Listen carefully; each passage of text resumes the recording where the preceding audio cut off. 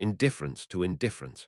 Imagine you're sitting in a crowded cafe, watching the endless stream of human drama unfold around you. At the table beside you, someone receives devastating news with a shrug. Across the room, another person rages at a minor inconvenience. You find yourself unmoved by both displays, neither judging the person who doesn't care nor the one who cares too much. But then something curious happens. You notice that you don't particularly care about your own lack of caring, and this observation brings an unexpected sense of peace. What does it mean to be indifferent to your own indifference? This is perhaps one of the most elegant paradoxes in Stoic philosophy, a concept that seems to fold in on itself like origami made of thoughts. The Stoics spoke of achieving a state where you neither cling to emotions nor reject them, where you don't even cling to the act of not clinging. It's the philosophical equivalent of achieving perfect balance by not trying to balance at all. On one hand, indifference might seem cold, disconnected, even inhuman. When someone tells you they don't care about the outcome of an important decision, your first instinct might be to shake them, to remind them that caring is what makes us alive. Yet on the other hand, there's something profoundly liberating about the person who has learned not to be bothered by their own lack of emotional investment. They've discovered a secret room in the house of consciousness, a place where the weather of feeling can't quite reach. Consider how much energy you spend managing your relationship with your own emotions. You care about something, then you care about whether you should care about it. You don't care about something else, then you worry that your indifference makes you a bad person. This creates endless loops of self-judgment, emotional spirals that consume the very energy that could be used for actual living. The Stoics recognized this exhausting pattern and proposed something radical. What if you could be indifferent to your own indifference?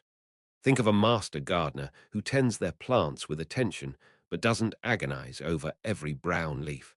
They care for their garden, but they don't waste energy caring about whether they're caring enough or too much.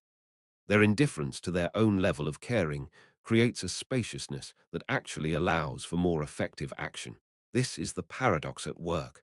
By not being invested in the quality of your investment, you become more genuinely invested in what actually matters. In your daily life, this principle might manifest as a gentle letting go of the need to monitor your own emotional responses.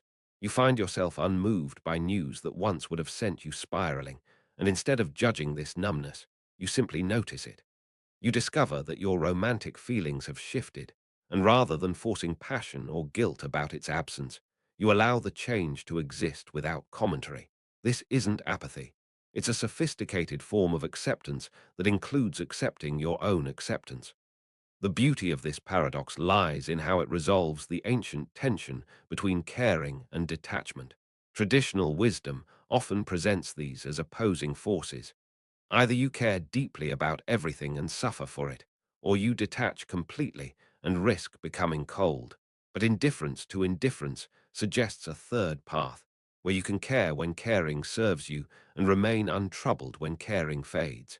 The key is not monitoring or managing this process, not being a critic of your own emotional performance. Picture yourself as a lighthouse keeper who no longer worries about whether the light is too bright or too dim. You maintain the beacon not from obligation or passion, but from a place that exists before such distinctions. Your indifference to whether you feel passionate about lighthouse keeping doesn't diminish your effectiveness. It enhances it. You're no longer distracted by the quality of your motivation, so you can respond to what the actual situation requires.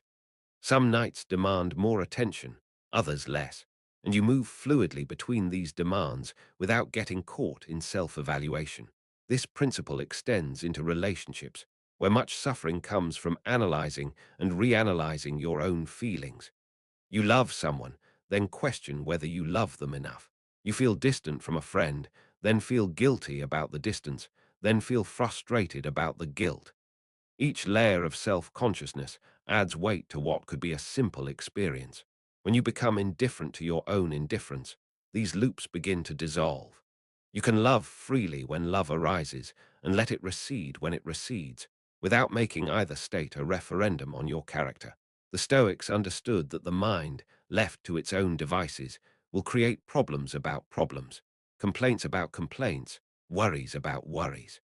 Marcus Aurelius wrote about observing his own thoughts without becoming entangled in judging those observations. This isn't a practice of becoming emotionally dead. It's about becoming emotionally free. Free to respond authentically to what's actually happening, rather than responding to your responses to what's happening. In the quiet hours before sleep, this paradox offers particular comfort.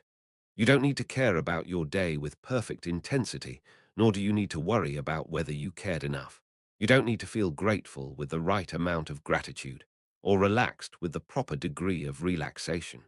You can simply let your thoughts and feelings exist as they are, without the exhausting work of evaluating their quality or appropriateness. This is the gift of indifference to indifference, the permission to stop being a critic of your own inner life. As you settle into rest tonight, notice how this principle might already be working in your life.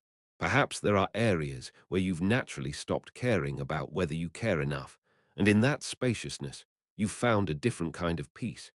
It's not about solving the paradox of caring versus not caring. It's about noticing that the need to solve it was just another burden you can gently set down.